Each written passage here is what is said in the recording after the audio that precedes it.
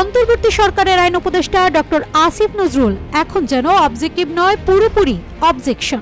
রাজনীতির ক্লাস থেকে আদালতের বারান্দা সব জায়গায় তাকে ঘিরে চলছে ফিসফাস, চিৎকার আর স্ট্যাটাস যুদ্ধ। উঠছে নানাবিধ প্রশ্ন কিংবা অভিযোগ।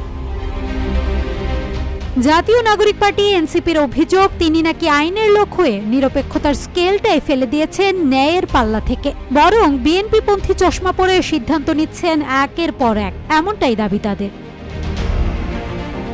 সোশ্যাল মিডিয়ায় তার বিরুদ্ধে চলছে পোস্ট প্রতিপোস্টের বন্যা। কেউ বলছেন তিনি উপদেষ্টা নাকি পক্ষদেষ্টা, আবার কেউ বলছেন আদালতের গাম্ভীর্য কমে গেছে কারণ বিচারপতির পাশে কেউ কেউ এখন বক্তৃতা দেন। রাজপথেও কিছু জায়গায় তাকে নিয়ে মাইক ধরেছে রাজনৈতিক প্রতিপক্ষ। RICL TMX, যুগের পর যুগ স্থাপনা থাকে মজবুত।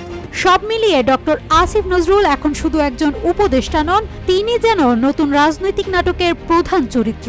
যে নাটকের পার্শ্ব চরিত্রে রয়েছে মেহের আফরোজ শাওন, শমী কায়সার, সোহানা সাবা, নুসরাত ফারিয়া এবং সাবেক রাষ্ট্রপতি আব্দুল হামিদ, এমনটাই মনে করছেন নেটিজেনরা। এনসিপির মুখ্য সংগঠক সার্জিস আলম এক ফেসবুক পোস্টে দাবি করেন, আওয়ামী লীগের সময়কার অনেকক্ষণই জামিন পেয়ে যাচ্ছে টাকার জোরে ও রাজনৈতিক সুপারিশে, অথচ নির্যাতিত মানুষ বছরের পর বছর ধরে জামিন পাচ্ছে না। তিনি প্রশ্ন তোলেন, এই অনিয়মের দায় কি আইন উপদেষ্টা হিসেবে আসিফ নজরুল এড়াতে পারেন?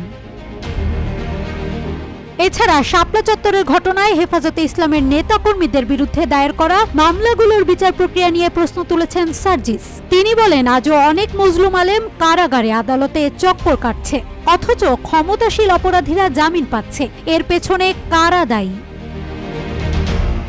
অন্যদিকে রাজধানীর নির্বাচন কমিশনের সামনে এক বিক্ষোভ সমাবেশ থেকে এনসিপির মুখ্য সমন্বয়ক নাসির উদ্দিন পাটোয়ারি সরাসরি অভিযোগ করেন, আসিফ নজরুল আমাদের সঙ্গে বিশ্বাসঘাতকতা করেছেন। তিনি ঘোষণা দিয়েছিলেন নিরপেক্ষ ঘোষণাপত্র আসবে, কিন্তু তা না দিয়ে তিনি আওয়ামী লীগ ও বিএনপির খেলা চালিয়ে যাচ্ছেন। তিনি আরো বলেন, আইন উপদেষ্টা বিচার ব্যবস্থাকে দলীয় প্রভাবের বাইরে রাখতে ব্যর্থ হয়েছেন। যদি তিনি সরে না দাঁড়ান তাহলে আমরা তার পদত্যাগ আদায়ে আন্দোলনে নামব।